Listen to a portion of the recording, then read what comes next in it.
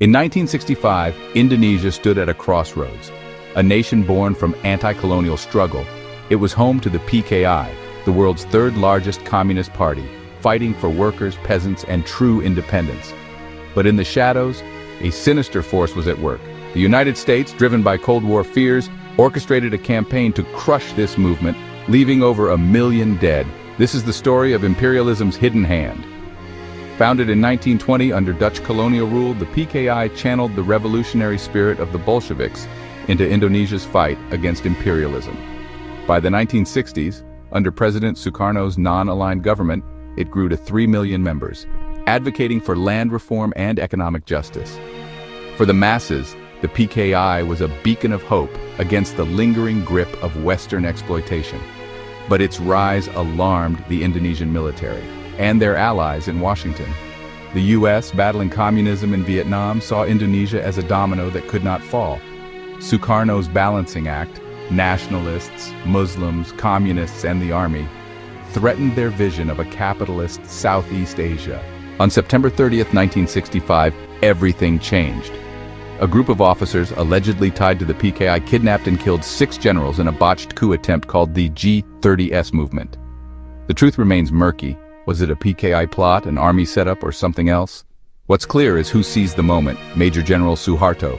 Blaming the PKI, he unleashed a campaign of terror. Declassified files reveal the U.S. knew what was coming and approved. They saw the PKI's destruction as a Cold War triumph. From October 1965 to mid-1966, Indonesia became a killing field. The army, backed by religious and nationalist militias, hunted down PKI members, leftists, ethnic Chinese, and intellectuals. Estimates range from 500,000 to over 1 million dead. Hundreds of thousands more were imprisoned without trial. Propaganda painted communists as godless traitors, fueling the slaughter in Java, Bali, and Sumatra. Suharto banned the PKI, ousted Sukarno, and built his New Order dictatorship, aligned firmly with the West. The U.S. didn't just watch, they acted. Declassified documents showed the CIA and U.S. Embassy supplied lists of 5,000 PKI leaders, marking them for death.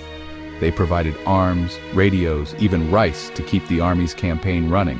Propaganda, funded by the CIA, incited violence through radio and pamphlets.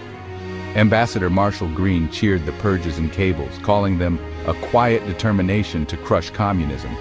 This was imperialism at work, dividing a nation, arming its oppressors, and silencing a movement for justice.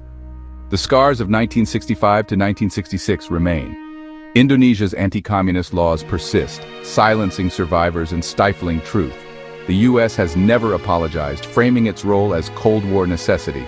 But for those who resist imperialism, this is a warning. The West will crush any threat to its order, using local hands to do its bidding.